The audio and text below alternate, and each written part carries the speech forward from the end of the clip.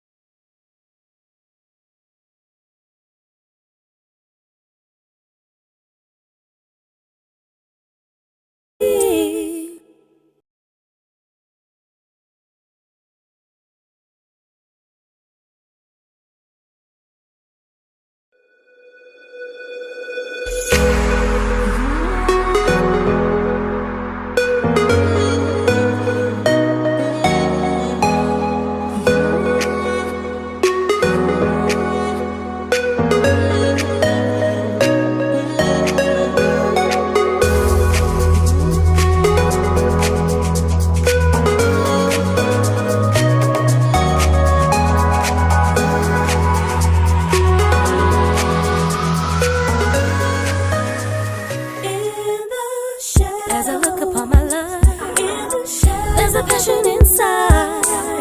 Heaven knows I'm living my dreams.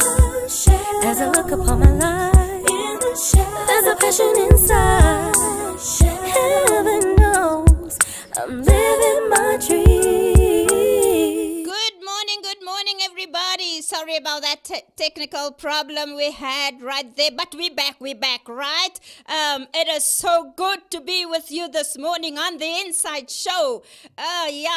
None other than Let's Talk with Joan. So right here in the studio, we have a beautiful lineup, and we're talking about navigate through cultural differences in marriage.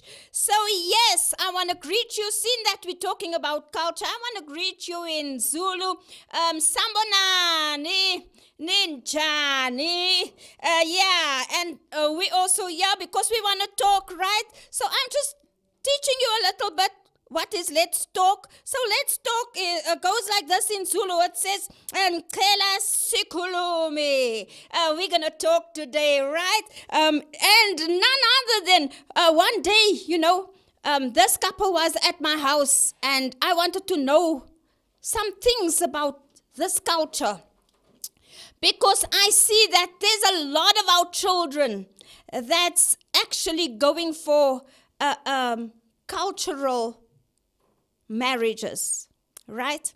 So I just want you to hit that subscribe button a little bit and that bell.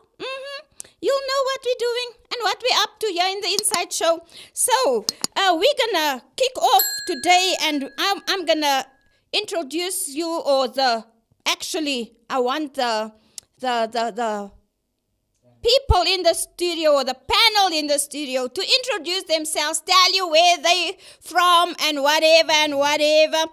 So yeah, senabotandanish namhlanje studio. Yeah, we have people in the studio, wonderful couples, beautiful couples in the studio. Oh, so let's go over to them and let them introduce themselves and tell you who they are, where they from, and what they up to. So we're going to start with none other than Wayne. Thank you very much. I think we have to give our host a round of applause for the effort in speaking Zulu. Yeah. Thank you. I like that, yeah. My name is Wayne. Born and bred in Soweto, and grew up there. Was in the neighborhood up to no good until I got my act together. Now I'm here, married to a beautiful woman. Totally went the opposite direction than what everybody else expected. And together we have two products of passion, Ethan, 9, and Jude, 6. Yeah, so that's who I am. I am a mixture. I like to call myself a chakalaka because my dad originally is Portuguese, settled. Wow. Yeah, and my mom, my dad is a mixture of Portuguese and Sutu. Okay. And my mom was Xhosa and a little bit of, I'm going to be embarrassed now. Yeah, and a little bit of Sutu as well. Xhosa and Sutu Tswana, somewhere there. Okay. Yeah, so they made this explosive product. I am A chakalaka product, yeah. So yeah, that's who I am really, and so privileged to have all those bits and parcels of every culture, and of course the inheritance. You know what I mean? I fit in quite easily. And to some extent, really, I seem to be very accepted in the colored community. Yeah, true. Like a lot of people think that I'm actually... You colored. Yes, yeah. So, yeah, don't get stabbed, like often. but it's easy. It's easy like that because you accept it all over. Yes, it is. It's got its own challenges. It's a good thing. It's got its own challenges because, like, if I am in KwaZulu-Natal, when I speak Zulu, they're like, this is not Zulu from here. Is that even Zulu that you're speaking? Because Johannesburg... It's English Zulu. Yes. The Zulu that we speak in Soweto and Johannesburg is not the same as in KwaZulu-Natal. Really? Yeah, but I am so happy with my heritage. I'm so really, like, I wouldn't have it any other way. Yeah. Oh, awesome. That's wonderful. Let's give it up for Wayne Chef. Yeah. And with him, he has a beautiful wife, and we're going to go over to her, and she's going to tell us where she's from. Thank you so much. My name is Janice Kaufman Chifunya.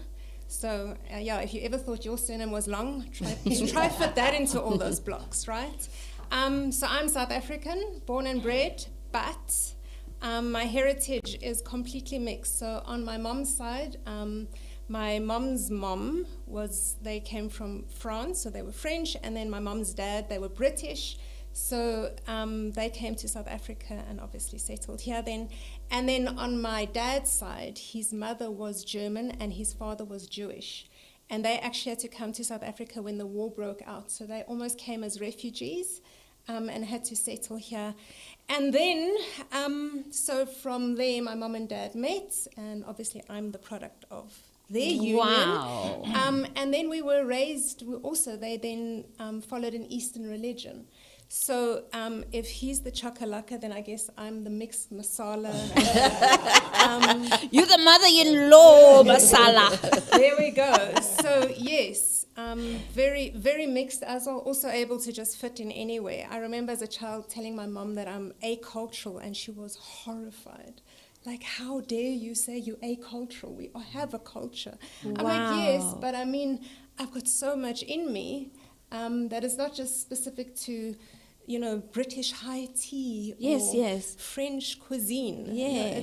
It's a mix of everything. So that's me. Wow. Yes. Awesome, and I'm happy to have you here. Thank you so much. Thank you for Thank you. accepting our invitation. Thrilled to be here. Thank you. Thank you. Now we're heading over to this couple that actually brought me here today on this topic, right? So over to the beautiful lady out here. So my name is Simpiwe Buthelezi. I was born in Soweto. I've never been to, I was never introduced to the KZN, Swaziland, or Eastern Cape. I didn't know anything about, I only saw it on TV. I was raised by my grandparents. My mom wanted me to have stability because she never got married. So I was raised by my grandparents, a very interesting bunch. My grandmother is from the royal Tswana side, and my grandfather was raised by his mom. So he was raised in such a manner that he thought he was American. So everything that we did in the house was basically based as American girls. So I was raised like an American girl, but I have a little bit of Tswana culture within me. And then I met Bonkosi, he'll tell us what he is. Yeah. Thank you so much. Thank you for coming. Now we have some Piwe's better half, and he's going to tell us where he is from. Firstly, I just want to congratulate you, Auntie Joan, because what's happening is you got it right with the Zulu culture, because after I had spoken, she can't speak. Yeah. So so with everything she's covered, she was able to speak first before. But my name is Bungumkosi Buthelezi. Because of political reasons, my grandfather left for Swaziland, leaving my grandmother in South Africa with the kids, KwaZulu Natal, Nkandla. Yeah. Hey, yeah, so I know myself. So so I mean, I know. So they went to Swaziland, and then my father then had to follow, because eventually the missionaries in Swaziland were able to come fetch the family this side to Swaziland. Then my father then was in Swaziland, and then I was born to a Swazi lady, beautiful woman. It's her birthday actually today. My mom, raised pure Nguni, pure Swati, pure everything. So I grew up in Swaziland under those circumstances. So I've got a little bit of half, or basically I can say I'm half Swati and half Zulu. But then what I also appreciate is that there's no confusion there, because it's all under the Nguni culture. Okay. So when they do things, mostly it's similar, because they're all Nguni, like the family, the Ndebeles, the Swatis, the Xhosas, and the Zulus. So at least so I'm safe. I can say I grew up under Nguni culture. Oh, Yeah. okay. Yeah. So there's a lot of mixtures here. The masala is really hot, yeah. It's mother and father-in-laws, yeah. Mix masala. And that is why we have this topic here today, because I find it very fit to have this in today's society, due to the fact that we find so many mixed marriages. And there's a percentage of mixed marriages that they say it is almost 96% of mixed marriages that end up in the divorce court. And therefore, it is actually very good to talk about this, And that's why I have our very own in the studio with us. And he's going to help us, because he's a marriage counselor. You know what I'm saying? So we want him not to feel left out, yeah? But actually to introduce himself as well. Well, good morning, everyone. My name is Neil Hudsenberg, surname Hudsenberg, from German descent. My great-grandmother was from the island of Java, Javanese, so I have some Javanese blood in myself, as well as some German. I was born in Newclear, central Johannesburg, grew up there in the dusty streets of Westbury and Western Colour Township, as they called it before. Being naughty, as Mr. Chair said, I think I was worse than him. But that is where I grew up. I'm married to a beautiful woman called Cheryl Hudsenberg. We have a daughter, Chanel, And yeah, I think that we grew up in an environment where there was a boiling pot of cultures within our community. You know, we had Yeah. black people living in our Yeah. street, we have Indian people, Hindu people, Chinese people. Yeah. It was just a boiling pot of culture, and that really spurred my interest as well in the cultural differences that we have. But there's one thing that I know, that once it comes together, it can be the most beautiful thing, because you're adapting. You're not getting yourself deeply into it, but you're adapting and living with people whom you love, and it sharpens you. And that's who I am. I'm also a marriage counselor at Crystal Church, as Joan said. And I had my fair share of dealing with these issues. Yes. And so we're going to talk about this morning. And so glad to be Yes. on the set, Joan. Thank you so much for having me with these dynamic people. And I believe we're going to have a good time. Yeah. Thank you. Oh yes, we're gonna have awesome time. Yeah. I like this because I also met so many of Tswana since I was little, because I grew up in Noordgesig, and Noordgesig there was just a little some sort of, we used to call it a ashoop.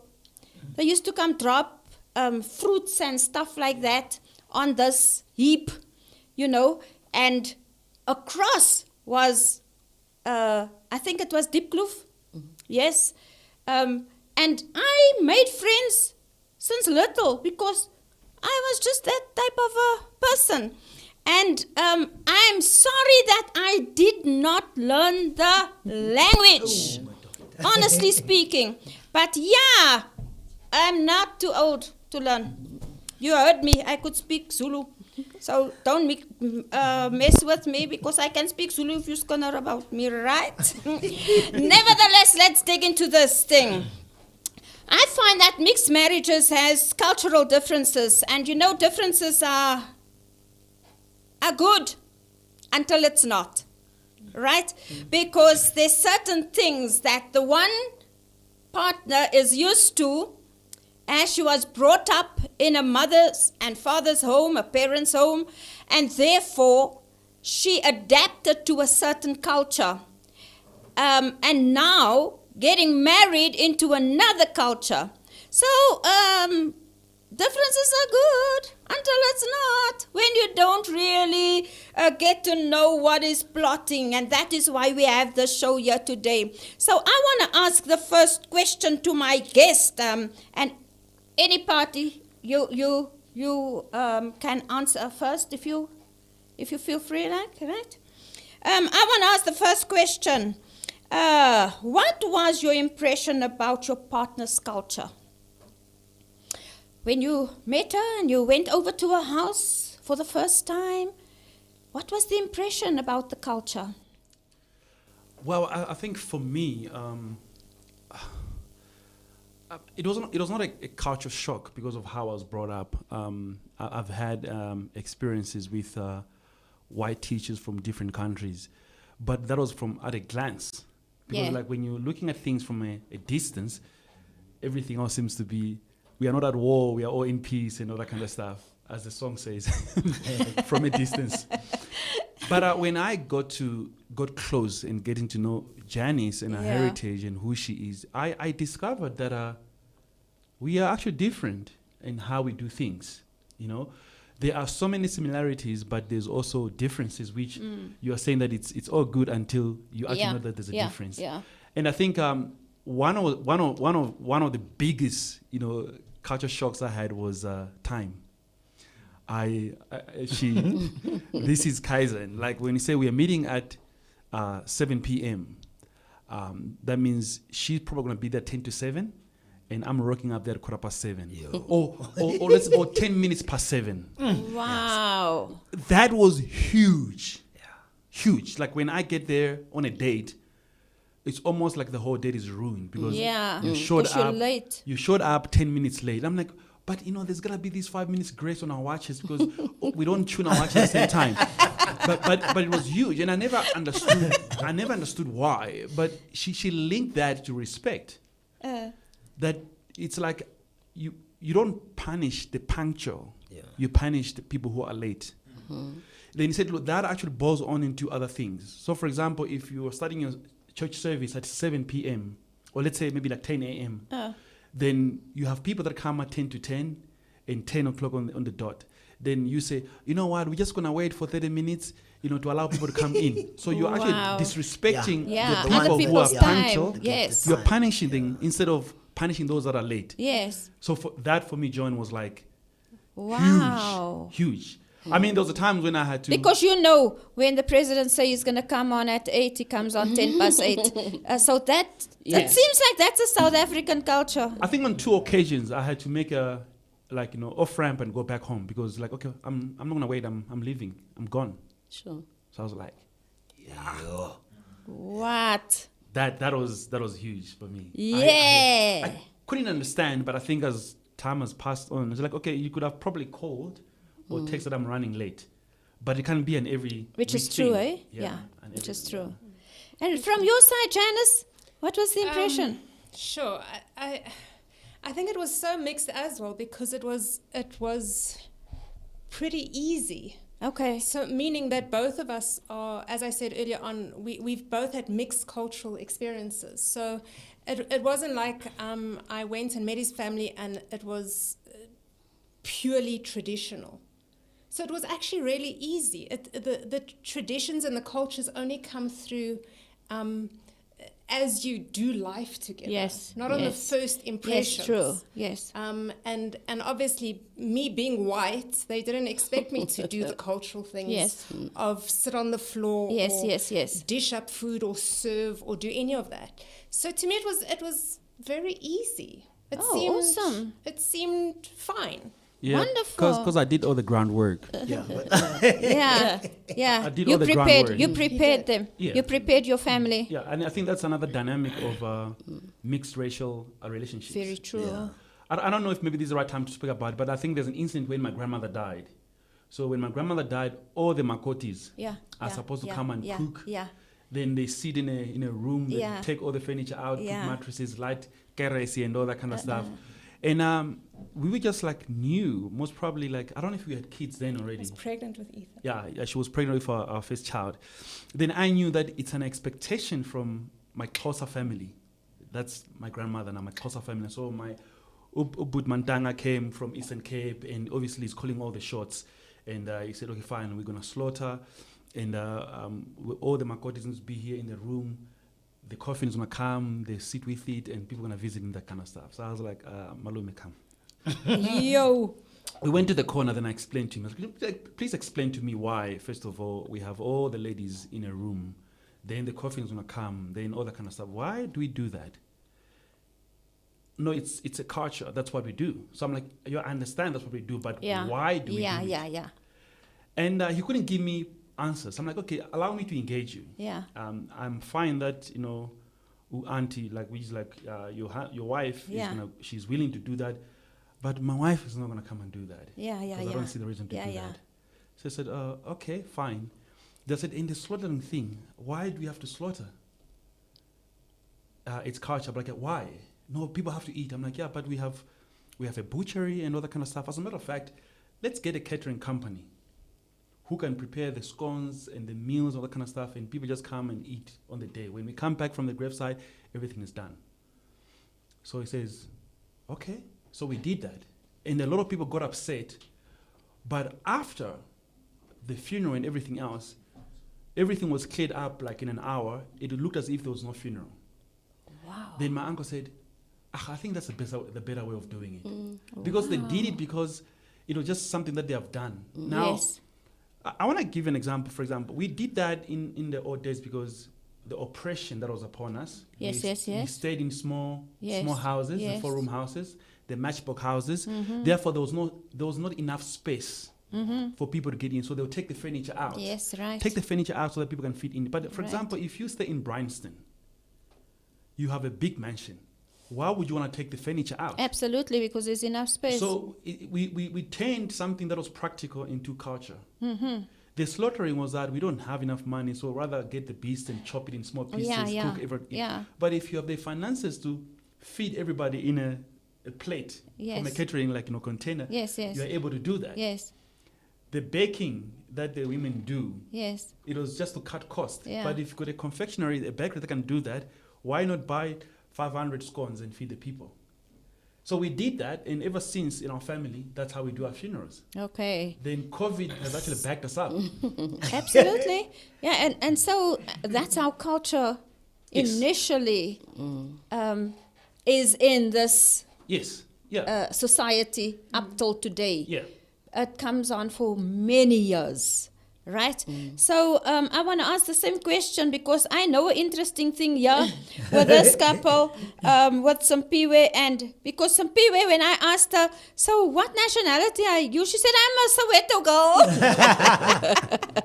Because she was brought up like an American, right? Yeah. So now, what was your first impression when Sure. you went to Bongi's house? I was shocked. Like every day would be a story to write on my book.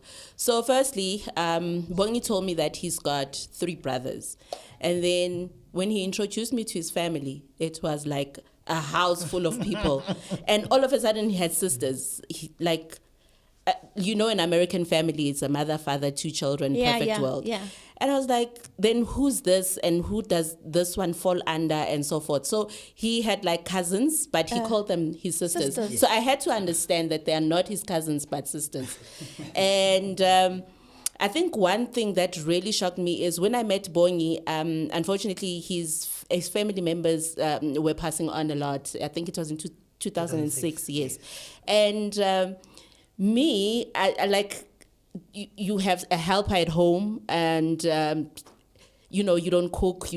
Not that you spoil, but that's the culture. Yes, that's the lifestyle. And here it is now. I have to go cook in the big pots and with fire, and like really, no, this is not me. Outside. Yes, and with the Tswana culture, the men are the one that cook outside. Reason being is because women are not trusted. Will put some muti in the food, or that was the reasoning. Okay. So men would actually cook outside. That's interesting. And like I couldn't understand. I always felt so tired whenever I had to go to Bongi's house. Like, oh gosh, now I have to cook. Now I have to do this. And he tried to explain, because his mother ended up understanding that, no man, this one is a special one. Yeah. Let's just put her aside. And I would end up sitting with her and chatting with her whilst all the other makotis would cook and so forth.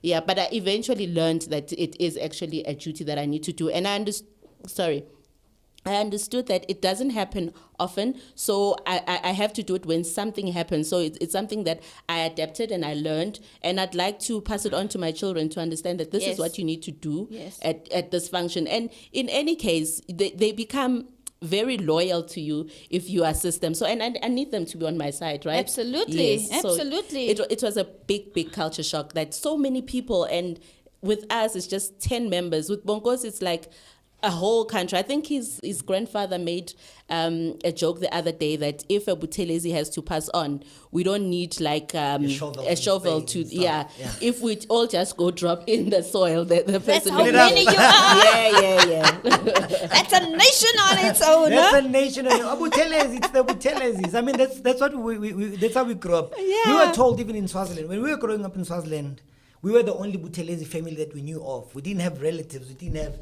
only for like the cousins from the aunties and everybody from my maternal side. But otherwise, we were the only Buthelezi in the country. So that's the culture we knew. And we were in exile. That would be the point. So our grandmother always kept us there. So that's why I would call them my sisters. This thing of cousins, it creates a certain distance. So if I call you my sister and my brother, that's how we grew up. Even with people that had to come stay with us there, it was always the case. But to answer your question, going back to Simpiwe, when I met her family, fortunately with me, she's the only child. Oh, yes. So there were no siblings but besides cousins. But Yeah. at least it was never a problem that much. But being American, as she puts it, they were so accommodative. They were so accommodative because what was happening? Sorry about that. They, as a family, were so accommodative because what happened there is they knew that we're all black, and coming from Swaziland, I only knew of one culture. Even in Swaziland, there were only 2 languages spoken. So it's either you're speaking Siswati or English. So this thing of Xhosa, Zulu, the nations, I didn't have to go about that. So my understanding was that we are all one. I expected everyone to behave the same. The way we Zulus did things, or we Swatis did things, that's how it was meant to be done until you get there. But fortunately, since they were American, as she puts it, they had to subscribe to what I was coming with. So they were so accommodative as well. And sometimes even asking me. So if things had to be to be happening, when we were paying Lobola and other stuff, they would even ask me on the side, go ask your grandmother how we're supposed to, welcome you. What do we need? How do we need to do things? So it made life easy for the Zulus. So we go there. Whenever we were there, we'd just take over. Now tell me, while you're on the Lobola thing, Yes. When the other family, say for instance, it is Wayne and Janice, right? Yes. And Wayne wants to pay Lobola to Janice's family, but Janice's family don't know this Lobola story, and they don't want to accept the Lobola. What does that mean in the culture? It means you're rejecting us. Okay. Yeah, because remember, firstly, for a guy to pay Lobola, when you are paying Lobola, you're not buying. I know that people start saying you are paying, you're buying your wife. You're not buying your because wife. people say you're buying the wife to abuse her afterwards. To abuse her afterwards, Yeah. exactly. That's so wrong. Basically, it started with the boy. He had to prove himself that he could provide. So whenever he was raising, he would go work hard. It happened in the Bible. Was it Jacob who had to go work for 7 years to get Rachel? Yeah. Although there was a problem there afterwards. But all I'm saying is that Jacob was hustled, man. was a hustler, man. But He got hustled. But He got hustled. my point exactly, Wayne. Because what I'm trying to say is, he had to prove. He didn't ask for money from his father. He had to prove to the family that I can take care, I Yes, can raise a yes, family, yes. I can run a family household. So I'm in a household. So that's the point with Lobola. So Okay. now, once he's done that, the family comes together, because as the Makoti comes here, we welcome her as one of us. Okay. So as a result, if we see that the boy has pushed so much, the father would also, as a gift, to say, okay, they want 15 cattle. Yeah. It's okay, my boy. I can see you've worked. You've got 11 already. And then the family comes together. They're saying, because she is our Makoti.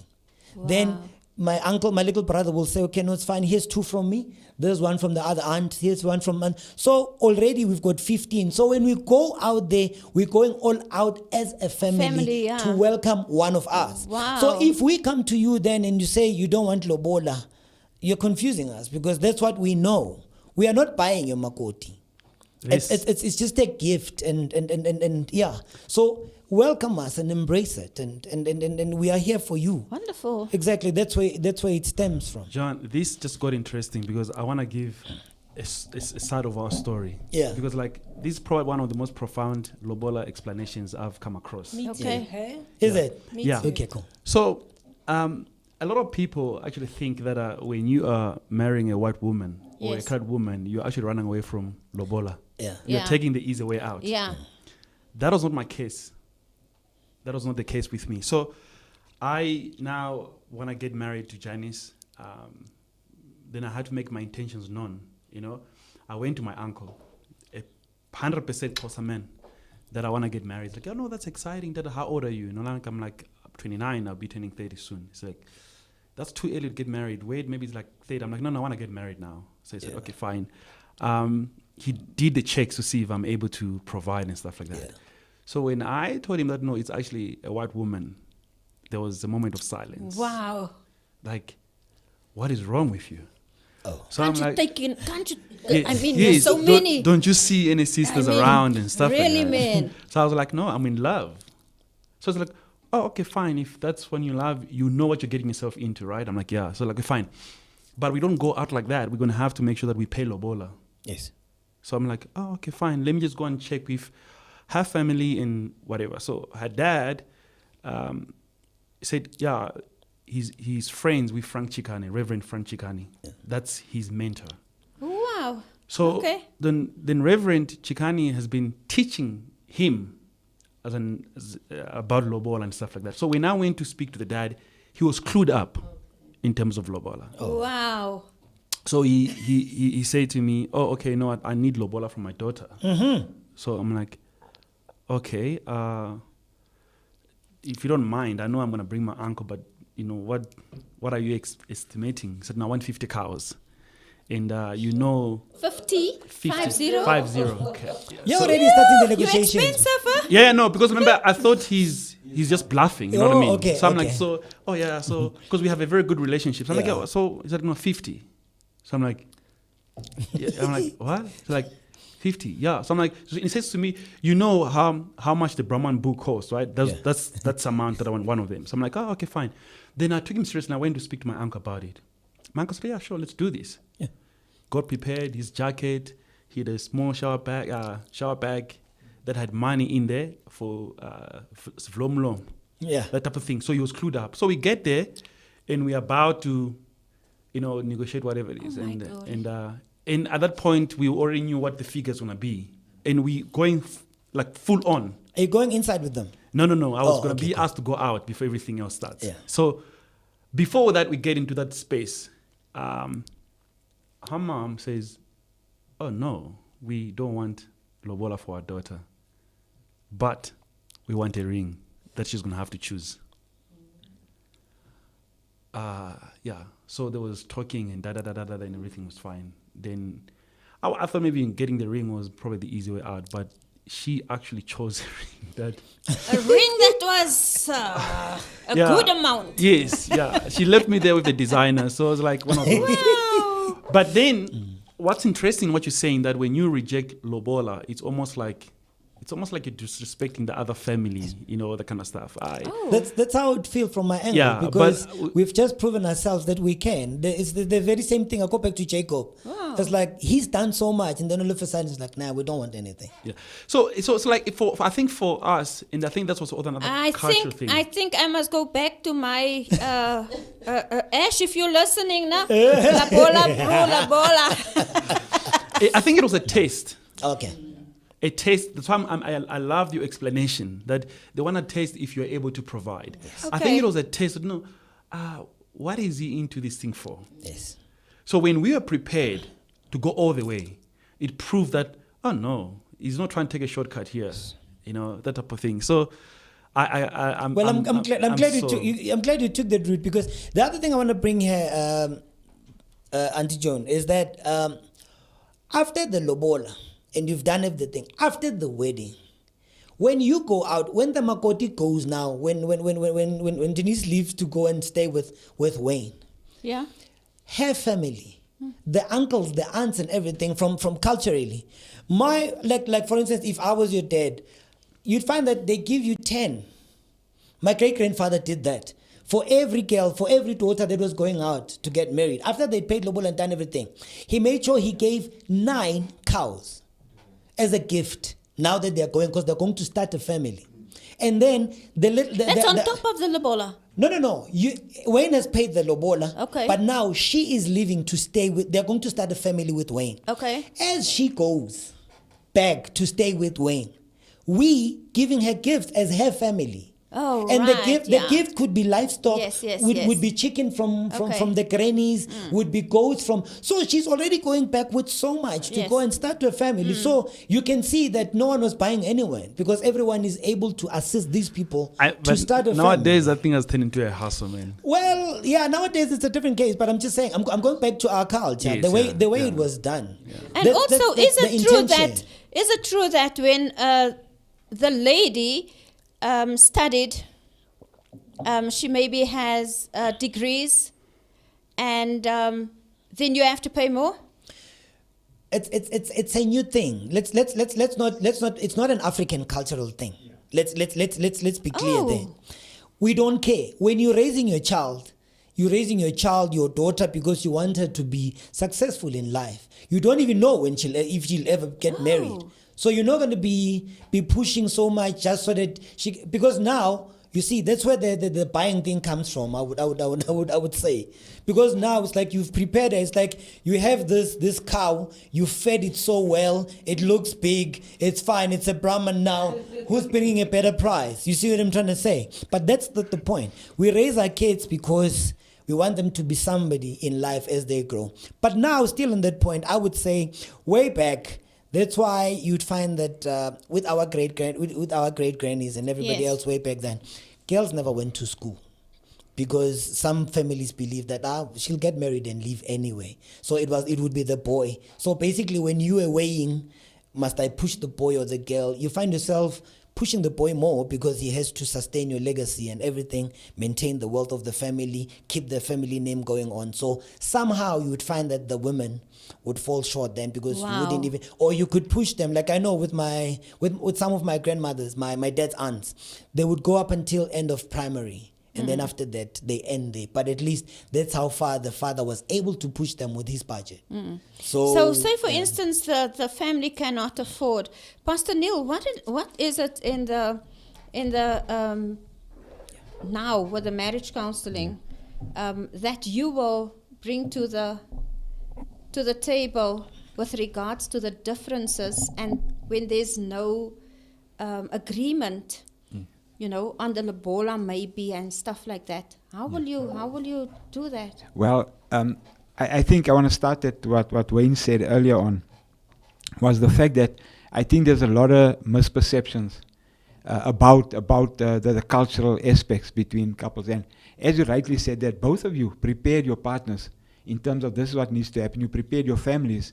And so one of the things that I liked about a book by the name, a guy by the name of T.W. Bennett. He did a research on customary law in South Africa, in the South African culture. And he said the one thing about customary law is that it's an evolving thing. It changes over time. Yes. And so what Wayne did was, and what you did, Bongi, was you sat them down and said, Malume, listen, you know what? My wife is not used to this. Yeah. Why are you doing what you are doing? Give me an explanation to why we need to slaughter, why we need to eat the gallbladder of a cow or whatever the case may be. Yeah. What can't you do? And the power of this is when you substitute the one for the other. So in this case, they said there, when they were growing up, and I spoke to somebody in the week, and he said that, listen, you know what, I didn't have all the money. We weren't in a position to give all the cows. That is what I'm asking. Yeah. We didn't have all the cows. We came to an agreement.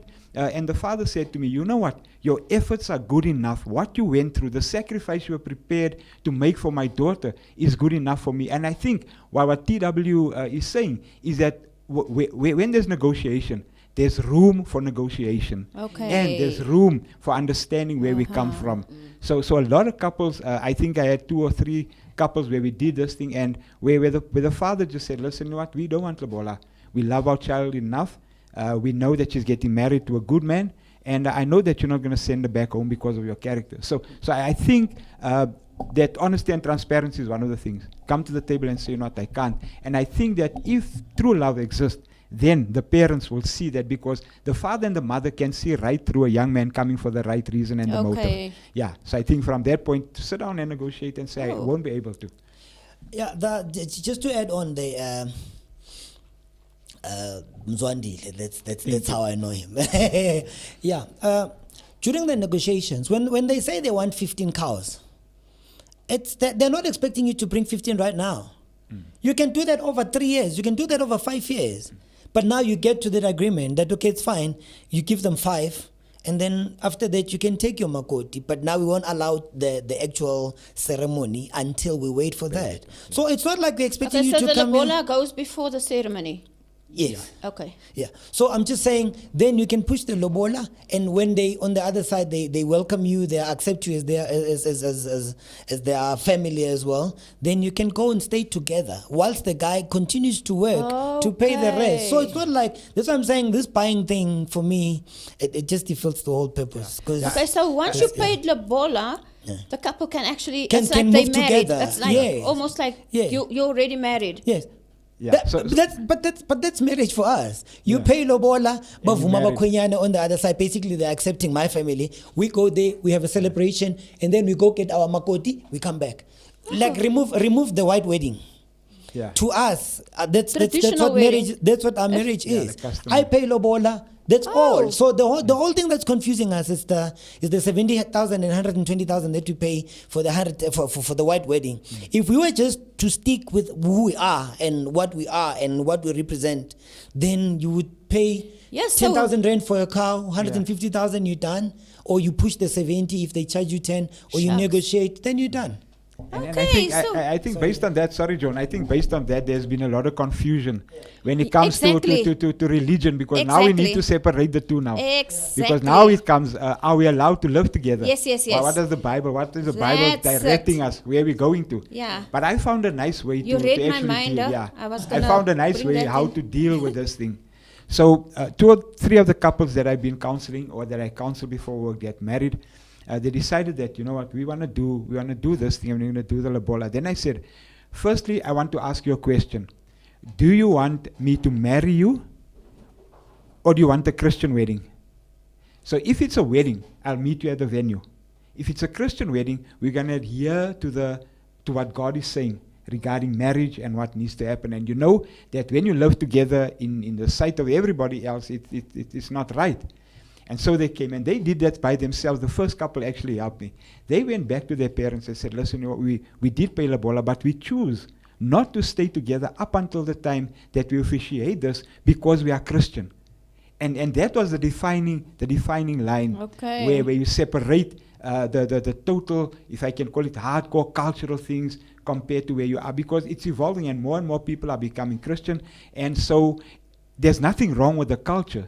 It comes when it comes time to the moral, and I want to put it in inverted commas Yes, because yes, of yes, the context yes, of the yes. conversation is the moral thing about it. Do we live together? We can. Customary, we can, because Home Affairs recognizes it as a marriage. Once there was an exchange of the negotiations were entered Yes. into, we celebrated Yes. it. And I know that some people went back to their families and they went and said, we first want to do the white wedding. Is that okay with you? But And where do you draw the line? You know what I'm saying? Yeah. Yo, this is a talk show on its own. Yeah. This one is Lobola totally, yeah, is a yeah. totally Yeah. thing on its own. Because my question would be, where do you draw the line then if the culture says that you are married? Yeah.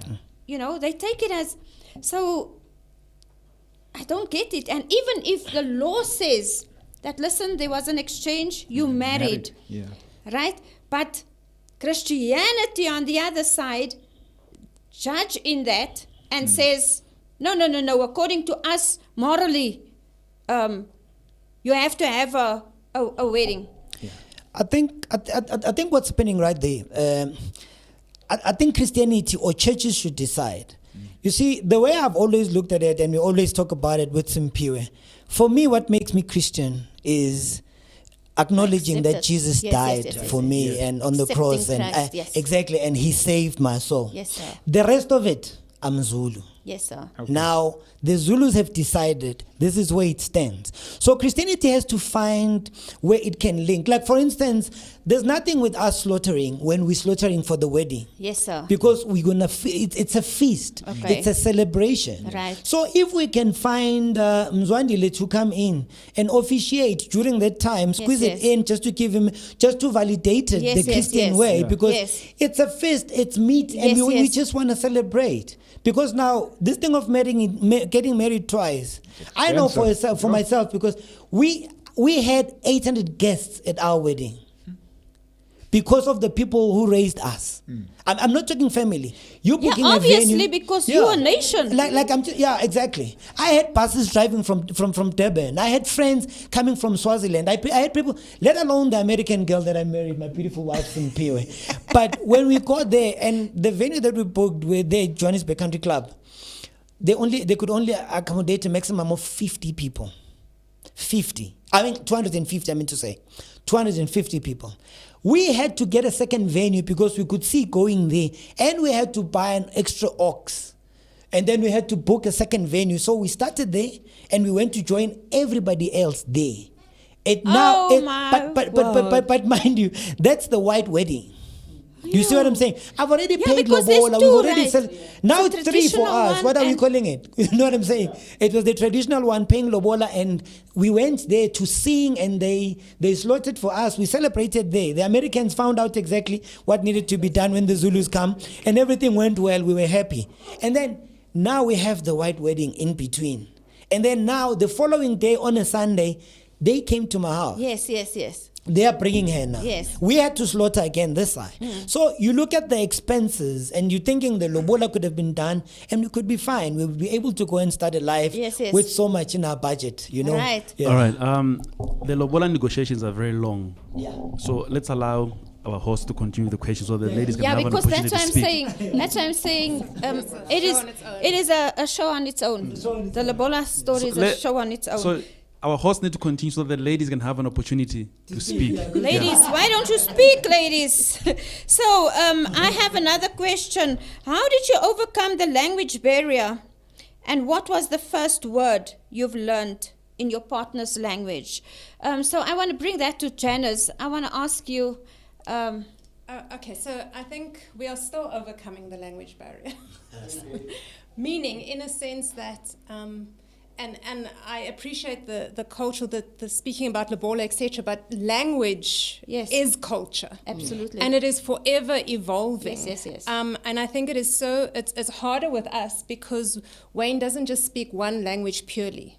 He speaks a whole lot of them. And then for us being a biracial couple, then people are always like, so what language do you speak? I'm like, well, which one should I speak, right? And then everyone's like, well, maybe Zulu. But I'm like, he doesn't speak Zulu clearly either. So it's not like he can teach me Zulu.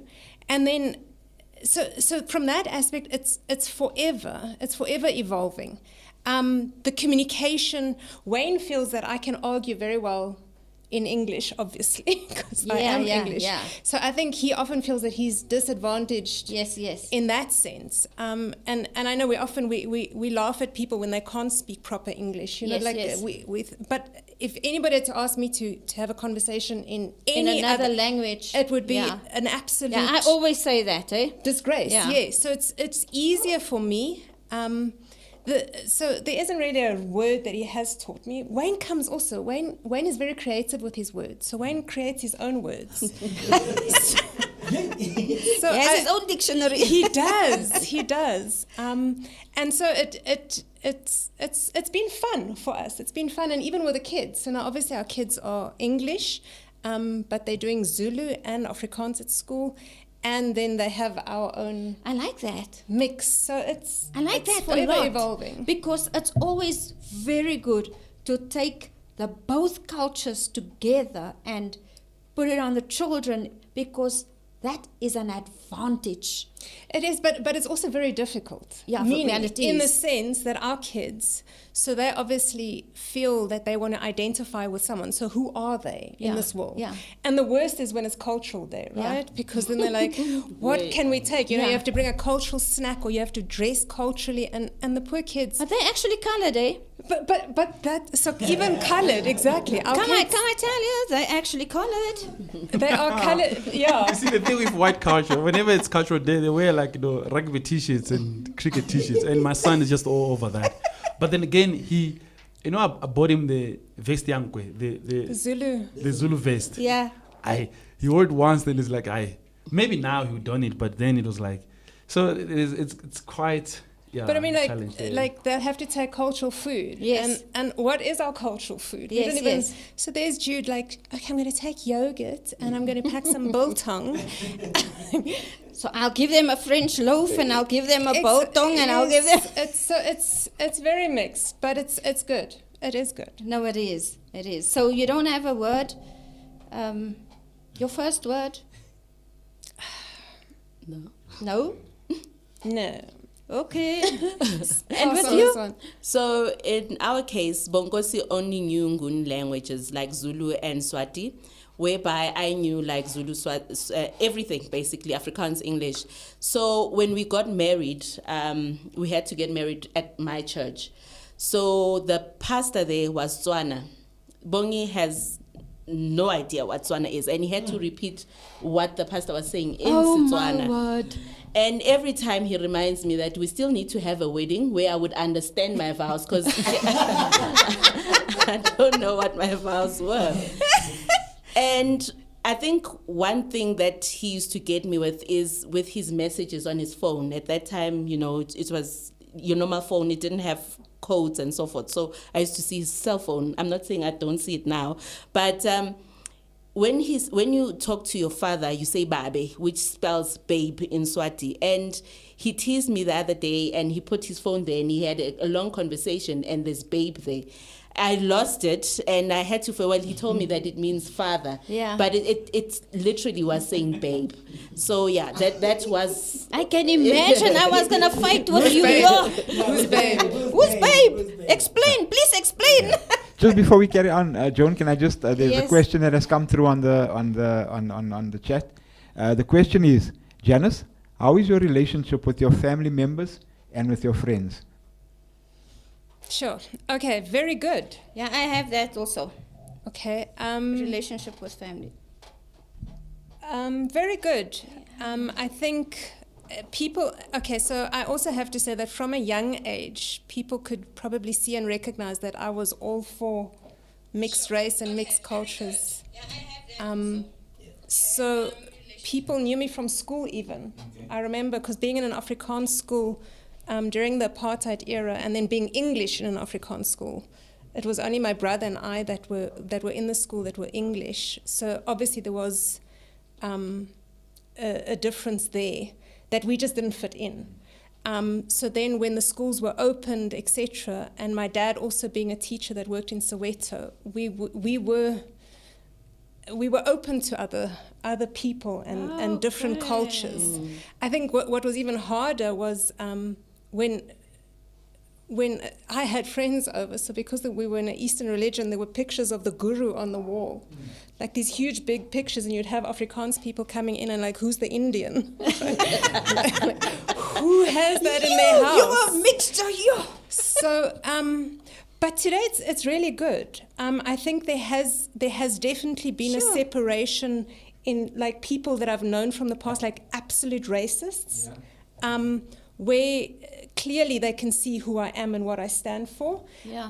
I thoroughly and truly, completely believe that we should mix. Meaning, so you should look at your circles, and your circle shouldn't look like you. Your circle shouldn't sound like you. Your circle shouldn't reflect you. Your circle should be mixed so that we can grow. So my friends are completely mixed. Like and I'm just that person. I get on with anybody. I try and find things that we have in common, and even if I don't have something in common, I'm going to look for it. So even if it's just Jesus, I'm going to find Jesus in you. Yes. But I can't. I try to relate, and I think that's what we need as like people. that, We want someone that can see me and hear me and respect me. So we're very good. It was quite funny. So there's a bit of a mix of a story as well. But like with Wayne, having to meet my dad and discuss the whole Ebola thing. That my dad actually said to him, you know what, if this doesn't work out, we can still stay friends. Like, I'm like, is that fair? Like, where's the loyalty? Yeah. Right? So I think the dad just realized that he's made a mountain. So but it's really good. It's really, really good. Yes. And you had your mother and your father was okay with Wayne? Shame. Yeah, they put him through the test, right? Okay, so there's a little bit, it gets a bit tricky. So I was married previously, and then my previous husband passed away, and within like 6 months of that, I lost my mom and my dad as well. So my in-laws from my previous marriage are my parents. Okay. So they are Christian. So that whole family adapted him. So, and I said to them at the time that, you know what, whoever I marry, I'm submitting to you. I want to come to you and I want your approval because I don't want to get married out of issues. I've got enough baggage. So he was tested. Wow, So, girlfriend. so my dad, my father-in-law dad, right? So just so that you know what's happening here, right? Put him on the test. So my dad studied psychology and theology, and he's a doctorate in the theology, etc. So he tested him.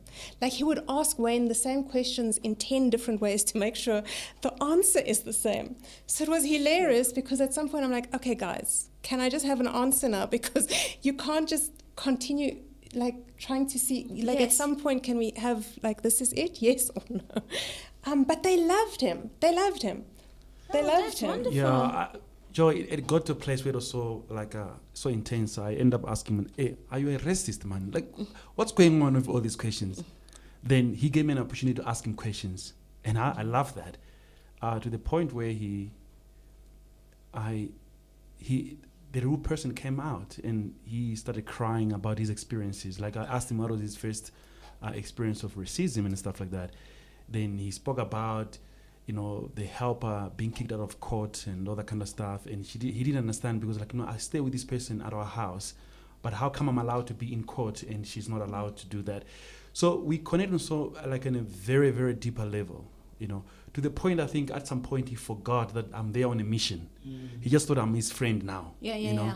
That's why she was saying. That's why you wanted to stay friends. Yes, yeah. So we played golf together. We had this breakfast early in the morning, and they're early people. They want to meet at 6. I'm like, I'm still dreaming about stuff then.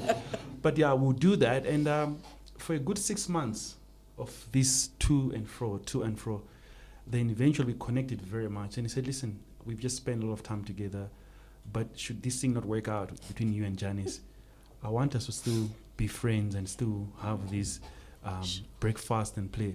I'm like, bro, I'm here for something here. So Give me a break, man. give me what I want. Then we can actually talk about other stuff. Yeah. But now my heart is gonna be broken. Now I need to be spending time with you. I know that can happen. But yeah, it worked out, and I've been totally surprised what I've learned along the way. We do have differences, but there's a lot of things in common in us as the people. I looked at how they love as a family. Yeah. I look at how they treat people who don't look like them, Yeah. who don't sound like them, Yeah. who don't have what they have. And they don't have much, but the little which they have, they make it so much. I look at how they go to an extent to look after a family member. It's totally different to what I thought white people are. For me, it was like, I'm like, Wow. maybe I just... That's something to learn about it, eh? Yes. It's an eye-opener for me, too. Yeah. So Now that you're mentioning it. so I knew that I'm lucky and I'm getting married to a very good family, and I think the culture of inclusiveness in that family. And I remember when we were still dating then, we were engaged. I think we went to Cape Town they were having a holiday in Cape Town, and they booked me into a place, not staying with them because there was no space. That is the reason why I was not in the same house. So they put me into a place like 500 meters away from them in a house just to do a holiday with them. Right. They're not even sure whether I'm going to marry this girl or not. Yes. Then we toured Cape Town together, me and him. I took him to a bar because he had never been to a bar since he was born. So I said I wanted to watch Manchester United. So we couldn't find a place. So we ended up going to a bar/a club. And when we went in there, I'm the only black person there, and all the white girls are And you hitting on didn't me. feel intimidated seeing that it was ex's father? No, he's never come across as that. Wow. Because they almost like adopted her. She's part of the police and everything. So she's like the second born daughter. Like you won't even tell that she is an in-law. You can't tell. Wow. So it's like That's a beautiful thing. it's only when she talks about it now, then it's like, oh, by the way, they're in-laws. But most of the times I forget. I totally, even the kids, they know, but it's almost like they forget because of how they've I think that maybe that's... Are they because- Christians? Yes. Oh, okay. Thank you. They- That answered my question. They're both pastors, AFM pastors, so yeah. But yeah, so that has been our experience. But having said that, there's still some stuff because they're white people. Yeah, that's a difference, right? That's a difference. Yeah. Now, why are you smiling like that? Because I'm like, it's there is some differences. Yeah, there is. Yeah. So, There is. Tell me a little bit about the differences. I think with them, you know that they are white when it comes to how they deal with their money. Explain. They are pedantic and they're very purposeful in terms of how they deal with their money. So you can't just walk up to them and say, I need 50,000 rand, or I'm in trouble here, I need that. They're not gonna say, okay, here's 100,000 rand or 50,000 rand, whatever it is. Their money is channeled to things. It's well invested. They're like so purposeful in how they do things financially. Right. So was that a challenge for you? It's a challenge because in where I'm coming from, I can walk up to Ubonginkosi as my cousin and say, "Mfowethu ngicela 10,000 rand isn't that better. Things are not going Right, well. right. And he said, okay, he even go and borrow money Yeah. to To give help me that. you. Yeah, Mm. no, that does not exist in the white culture. Okay, with what I'm dealing with. Because all their money has got purpose. It's budgeted. So at the end of the month, they know this is how much is going to go for food. This is how much is going to go for us for going on our outings. This is what we're going to use to buy gifts for all the grandchildren. It's budgeted to the T. And this is how much will be put away for our life savings.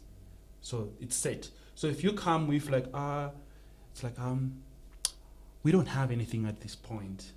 So they're going to say, oh, we're going to go and Just marry. help us. Yeah, no, yeah, if they have, they can help, but they're not going to go to a place where you are in debt on my behalf. Whereas with your culture, it is like, hi, we all are in this thing together. Yeah, we all in this thing together. We're always building together. Remember the setup in, okay, let me say traditionally in the Zulu culture, before people started moving to Joburg. My great-grandfather, for instance, had like 20 hectares of land.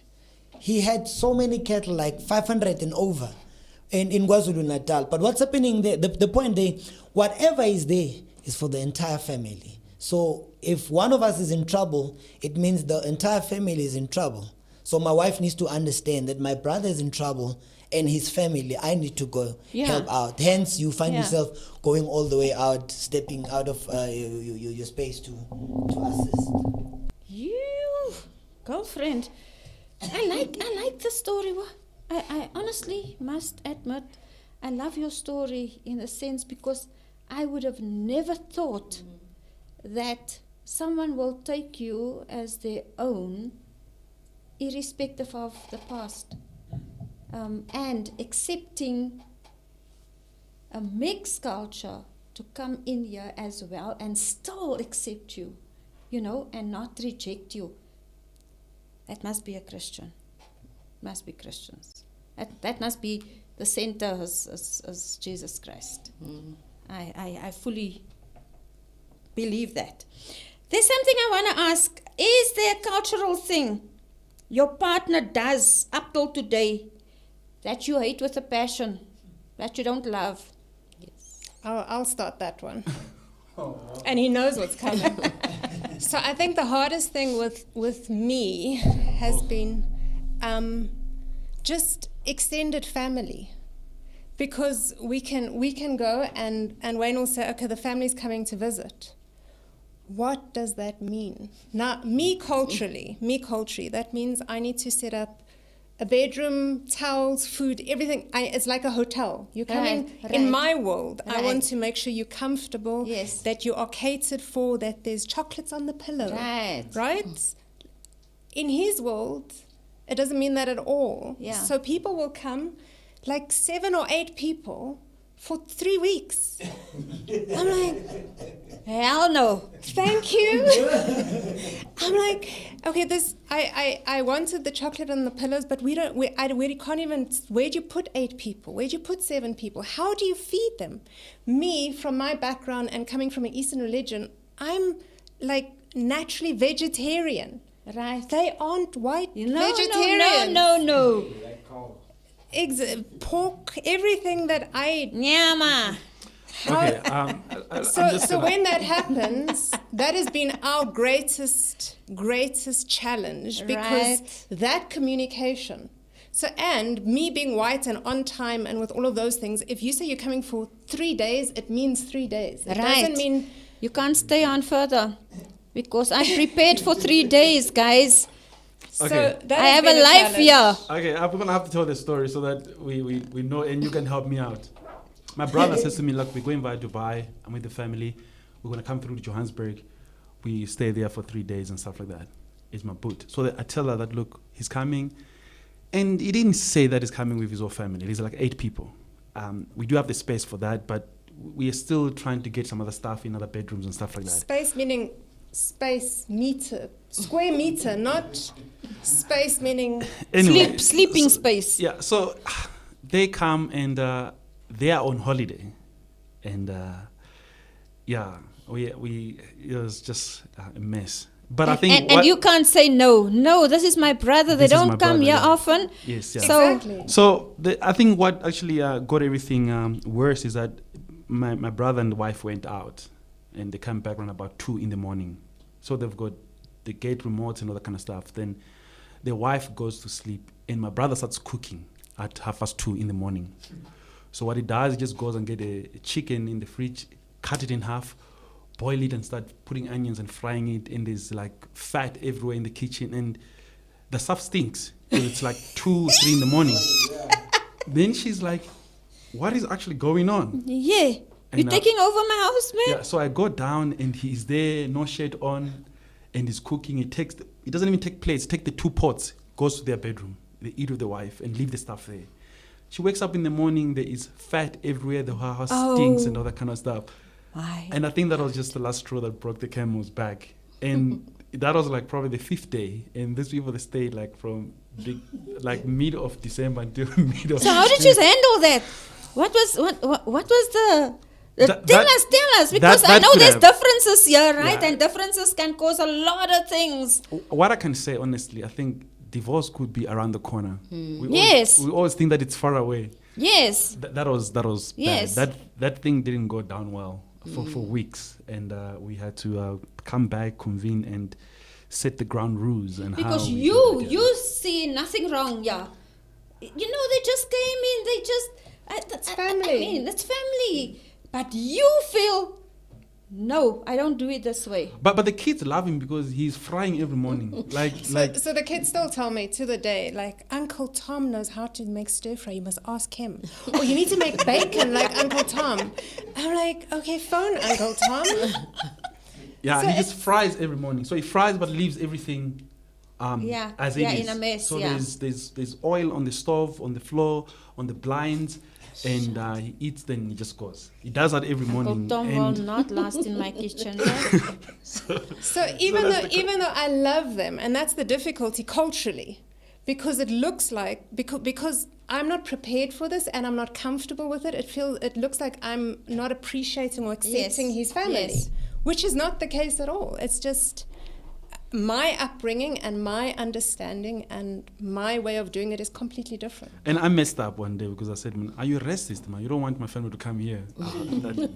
Sure. That was a low blow. I want to ask a question to you, Bongi. Say, for instance, there's a couple out there, right? And say, come I take it, a colored girl, right? A Zulu boy, okay? Yes. And now he wants to introduce her to the family, but he didn't even tell her what to expect on the other side. So his family is in a rural area, right? So I want to ask you the question. Now she gets there. She don't know what to expect. To her, in her mind, I'm going like just to meet the family. It's like, it's a house and so forth and so forth. So how do you prepare your partner going to your, and sometimes the guy is not even in the tradition and also don't understand the tradition that well. But remember, he has a mother, and you know how mother-in-laws are. So they tell you what to, you can't wear this, you can't do that. They give you things, you know, chickens and so forth. And this girl don't know. To me, it will be like from a colored perspective, what is happening here? Is this now witchcraft? Is this something that, because it's a total different thing when it comes to the colored culture. Explain. I think what needs to happen firstly, it's my responsibility as a guy to protect my partner. Okay. So we need to start there. Firstly, okay, it's a different case in this case because you are saying even the boy is not raised under the culture that Yes. particular. So basically, Yes. he doesn't know. Yes. So unfortunately, he can't protect it because he doesn't know. Yes. But then, if you know you're going to go to Natal and to a Zulu culture, I think it would be your responsibility to go and find out first. Right. And be able to speak with your mom and explain to her what kind of person you're bringing. As you speak with your mom and discussing all these issues, you say, yeah, it's fine, but she grew up American. She was raised Right. this way, so she wouldn't understand. So, mama, please assist me. So that when So she it depends gets here, on the guy. He must prepare. It's the guy that's supposed to, Yeah. like the way I see it, from where I Right, stand. right. Because you're taking someone where you also don't know. Right. So go there, find out, and then come back. And if you are very unclear with what's happening there, then you do that. I've taken Simpio, for instance, to Ulundi, like in KwaZulu Natal. It's clear. When we leave home, she just packs dresses. It's clear. She needs to have a duke. Because I know that. Why? What's that? Because I understand that in the community where we are going, that society, the culture of the people there is different from how we live in Soweto. You can wake up with tights and walk around all day long. People wear gowns till and night dresses till 2:00 in the afternoon, sweeping the yard outside. You can't do that there. It's a different culture. Let's respect the people. Sometimes it's not about you now. You need to respect the people on the other end. Absolutely. So for you to be going there, you need to know the rules on the other But side. what if you don't know the rules? You get what I'm saying? You are And- the problem then. Let's be fair. You are the problem. Because you are introducing someone to something you already don't know.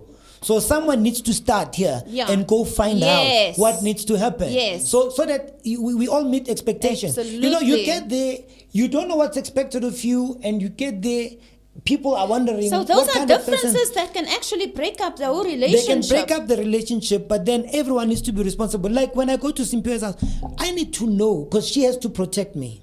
So she has to know. She will tell me, my grandfather doesn't like this. A simple thing like, don't park on the lawn. My grandfather doesn't want that. She has to tell me so that when I get there, I don't park there. Whereas if I'm used to doing it at my house, she needs to protect me. So that's what I'm saying. In that case, I would say the guy needs to go and find out. The guy needs to go meet friends who can actually share the information. Whether it goes to what Wayne was saying, find out and discuss and scrutinize and go to the elders to say, but this must change. Because we should allow culture to evolve, to accommodate, to be accommodative of everyone. Pastor Neil, what will you say on that? I think it's the guy's responsibility, firstly, to understand. And coming back to what I said earlier on, was that the reason why there's misconception because people don't talk. They don't warn the person about what needs to happen regarding the intention of marriage. And one of the things that I find really challenging is you made the example of a Zulu boy and a colored girl. But what in the case of a colored boy and a Zulu girl? Yeah. So there also, Yeah. she needs to prepare him and tell him, dude, this is the expectation. Because My it's a dad don't total like. different It's thing. total different thing. What do I need to do?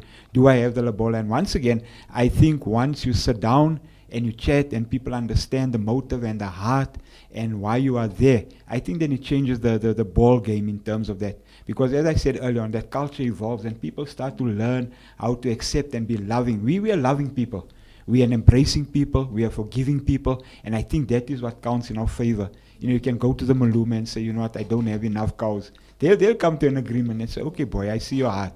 So I think from that side is that we need as husband and wives in general to protect one another from the things that could cause harm, especially in a cultural setting. Right. Because, I know the time is of the essence, but I want to ask this one because to me this is, I have to push this one through. It is said that Zulu beliefs are formed around the presence of ancestral spirits known as Amadlozi and what's the other? Abafanzi. Abapanzi. So in that regard, because I know that they believe in the ancestral things, right? Through dreams and what is it? Opportune times to communicate with ancestors during birth, puberty, marriage, and death. But there's something that ancestors' presence comes in the form of dreams, sickness, and snakes. Now, it's a lot of things that you are taught, like, when I see all these things, take it from any other religion or culture. When you believe in the ancestors and they speak to you or whatever in the dreams or so, I would really like you to bring light on that, because if I'm a Christian, first thing I will think, what are they talking about? Ancestors? When there's snakes and... You get what I'm saying? So, bring me just a little bit of light on that one, please, man. I think what happens there is the belief. I don't want to call it Christian. You see, Right. The other problem is that we assume that everyone is Christian, and we always expect people to behave the way Right. we see them. Right. If I'm Zulu and we remove Christianity out of Right. it, our belief is that my great-grandfathers and my great-great-great-great-parents can still hear me. The only thing that is moved, because when somebody dies, it's the body that's separated from the spirit. Spirit, yeah. So as a result, if I were to pass on here, Right. the ambulance will come pick my body up, Right. but my family will come here to perform a ritual to take me home. To the household. We've got a sacred place, sometimes in the kraal, depending on whatever families. So there's a sacred place there Right. where we believe that we place all the souls. So they would get that plant, drive with me all the way to KwaZulu-Natal, and at that place where we as a family, doesn't matter whether you're in Dubai or Spain or whatever. So now they do the ancestral thing Yes. there, right? So in a form of a plant, so they, or whatever. Yeah. And they put it in And this. then they put it there in the kraal. So basically, it's meant to to guide. So it's like the soul will follow the branch until it's laid there at home. So when it gets there, the belief is that it's only the body that's not there, that has failed to Yeah, carry right, the soul. that's a suit, yeah. So Okay. he's still, my grandfather is still there. I am because of my father. So as a result, even when I marry my wife, my kids and everything that I have as Bonginkosi right now, Right. it's not mine. It's the Right. fruits of my father's, whatever he's planted in me will Right. result in everything. So that's why when I'm there, when Simpiwe misbehaves, I would say in Zulu, "Akwenziwa lokhu la emzini kababa," meaning you don't do this at my dad's house. Because it's my dad's house, it's not mine. So now, if he's passed away, whenever I do something, I go and report first to say, I want to marry. We're going to take 15 cows from the kraal to do this. Do you approve? Then there'll be dreams. There'll be everything that will follow there to guide people. And if there's something wrong with it, there'll be signs. That's how they lived. And culturally, that's how we've always seen it. It's just that now we are Christians, and then sometimes we want to bring Christianity into the whole thing, and it doesn't fit. So maybe it's about time that as Christians we need to understand that not everyone is like us. And then, do we want to go there? We need to decide, do we want to go there? Do we want to, are we willing to participate? Because once you become one of them, you should live like you must practice everything, and they rely on you. I'm firstborn at home. They rely on myself and Simpiwe to carry on the legacy. If my father passed, I'm supposed to teach those coming after me. Right. So if I decide I'm Christian, I'm not going to do it, then it means it ends with me. Then at least we can discuss, though, as a family, because we're big, to decide then who takes over from here. Yeah. I have something to share. So whenever there's umsebenzi from Bongosi's side, because he's the firstborn, and it's like, it's not Thanksgiving. It's like they've slaughtered a cow, and they're going to be talking to the ancestors and asking for something or whatever. So we expected to come through, because I don't know how these things works. He understands how it works, but we've chosen to be Christian. Right. We do attend, but seemingly during that period we're talking about it's either we are fasting, so we won't eat there, or we are on some sort of diet, so we bring our food, and we always explain that this is going to happen. I mean, but we do come through, but we don't come in the morning when they're still slaughtering, when they're still doing all that. But it's always a challenge, because it would look as if me, as Simpiwe the wife, has brought a different culture for the son. So that's always a conflict that, this is happening. So which means that you have to come to an agreement, the both of you, Yes. right? In order not to see the results of conflict at the end of it. Yes. So agreement there is vitally important. Am I right? Yes. And then also, it's the respect that you have to bring to the culture. Am I right? Yes. You wanted to say something? Yeah. This is our last. I promise. This is our last. I was listening to Bungos. It's that like, I think how we navigated around that, because everybody comes from a culture, whether Right, white, black, whatever, right.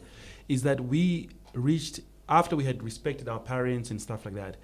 We came to a conclusion and said, look, this is our family, Right. and we're gonna make the rules for this For family, this family. how we're gonna Right. navigate all the kind of stuff to avoid Okay.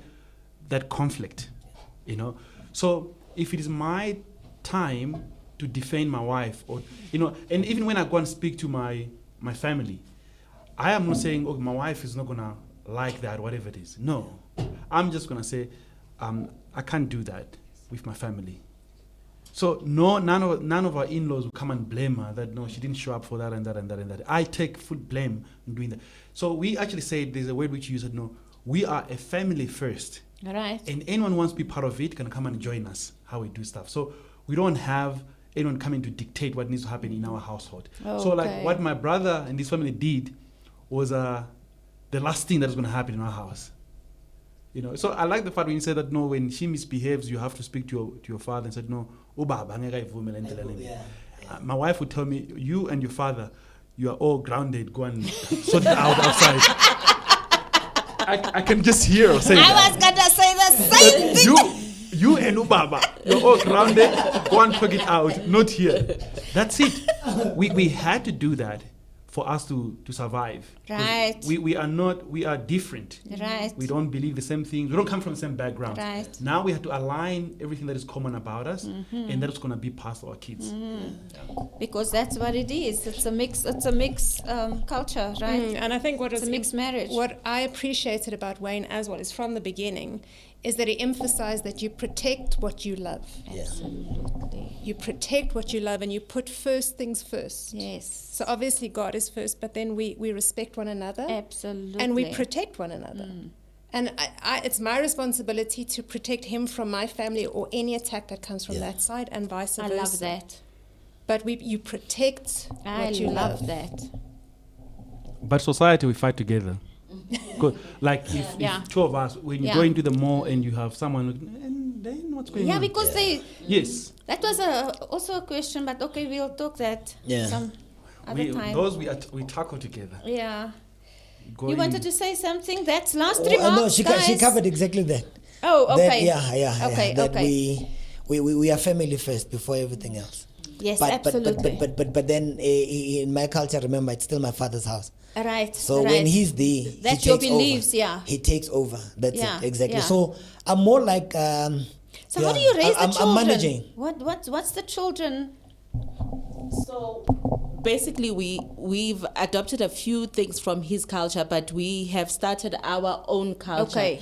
So they basically know that they're Zulu. There are some things that we'll have to do, like when they turn 16. They'll be checked if they're virgins or not, but there will be some sort of a celebration that Right. you've reached this Right, age, so right. that when they get me, we prepare them for marriage. Right. So we'll do everything that is needed for a Zulu girl. Okay, I like it. I like the respect, because you must be willing. If you love the guy with that culture, there must be mutual agreement that listen, it's the two of us, but I respect your culture. And I think it's more than right for any person then to respect one another's cultures. You know what I'm saying? So we've come to the end of this beautiful topic. Woo! I still have a mouthful. Yes, so it's a lot of things that I still wanted to talk about, but nevertheless, this is where we end the show, guys. And we want to thank you for listening, and thank you for our guests that actually you did justice to this topic, I must admit. Thank you so much. I think we can take this thing further, because I think there's a lot of explanation here with regards to when it comes to lobola. Lobola is a thing on its own, because there's a lot of perceptions out there that needs to be clarified, I believe. So I think that's why we have the Insight show. It's to clarify certain issues that we faced with in life. So yeah, we've come to the end of the show, guys. This is Talk with Joan. Hit that subscribe button, and we will see you next week. Actually, tomorrow we have an interesting show with the Unc. That is Lester Constance, and what he is up to tomorrow. That show on a Friday, as always, a beautiful show. It's a lekker vibey show, which I love. We actually didn't even go into our mirror because time was limited, and therefore I want to greet you. Thank you so much for watching. I'm gonna let you just say thank you for everyone. Thank you. Thank you everyone for watching. I hope this was insightful and you got some knowledge out of it. We must just remember, when we get married, we need to start our own cultures in our families for everything to work out. Yes. Find your identity and live with it. Yes. Thank you so much for watching and being part of this. Yes, it is great to be who you are, created in God's image, and we are all His children. So figure out who you are and what you want, and build on that. Very important. Thank you very much to our host, John. Thank you. Talk with John. Thank you so much. Very needed for our society and for such a time as this. Yes. And I think for our viewers and listeners and those that have been engaging, it's very important that you need to engage us as we speak in the show. Ask the questions, and so that we know that we are traveling the journey with you. But I think for me, when it comes to love who you want to love. Yes. Thank you. I love that. Well, thank you so much. I love you. God loves you best. Mwah. In the shadows, as I look upon my life, in the shadows, there's a passion inside. Heaven knows I'm living my dreams.